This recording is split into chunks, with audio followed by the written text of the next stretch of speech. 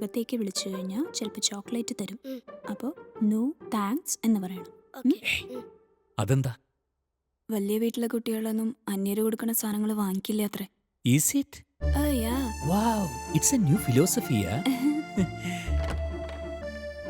Megha Ranjith, Come. Are you Malayali? Yes, sir. Basically a Malayali, but settled in Chennai, sir. All right. Yeah. Your dress is very nice. What is the color? Pink. Very good. Take it.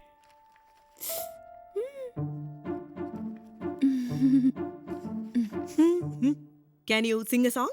Yes, ma'am. அப்போ செமையா ஒரு பாட்டு பாடு. Daddy. Mm. Why this collaberry, collaberry, collaberry tea? Why this collaberry, collaberry, collaberry tea? Distance illa moon, moon, moon color white. Stop it. She is selected. But sir, Wait. അത് ഈ കുട്ടിയുടെ പാട്ട് കേട്ടിട്ടല്ല.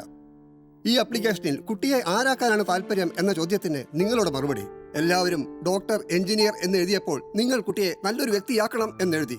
Yes, that is the best answer. വിദ്യാഭ്യാസത്തിന്റെ ലക്ഷ്യം എല്ലാവരെയും ഡോക്ടറും എഞ്ചിനീയറുമാക്കലല്ല, നല്ല വ്യക്തികളെ വളർത്തിയെടുക്കലാണ്.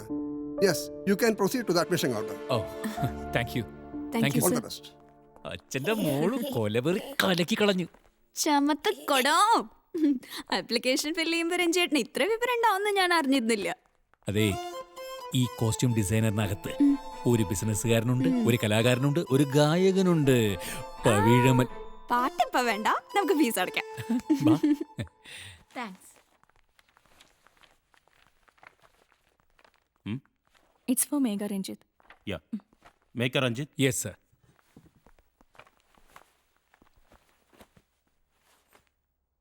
Total fee 1 lakh. എന്നത്? 1 lakh. 1 ലക്ഷമാ? ஆமா. 50,000 சொல்லியாச்சு. 50,000 tuition fee. அது இல்லாம 50,000 one time registration fee வேற இருக்கு. രജിസ്ട്രേഷൻ ഫീയുടെ കാര്യം ഞങ്ങൾ അറിഞ്ഞിരുന്നില്ല. അറിഞ്ഞിരുന്നില്ല, അല്ല പറഞ്ഞില്ല, சொல்லல. Don't worry. 1 week குள்ள பே பண்ணா போதும். ഓ, 50 இப்ப பே பண்றீங்களா இல்ல அப்புறமா சேர்த்து கட்டுறீங்களா? ഞാനും 50,000 இப்ப எடுத்துடுங்கோ. ബാക്കി ബാലൻസ് സീക്രം പേ பண்ணலாம். Okay madam.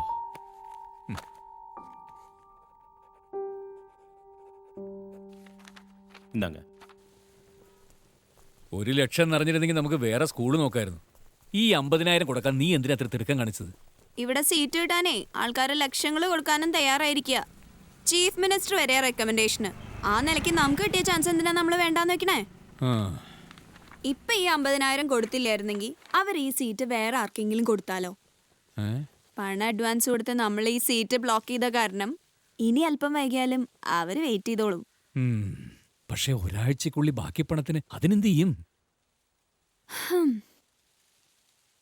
വേറെ നിവർത്തിയൊന്നുമില്ലെങ്കിൽ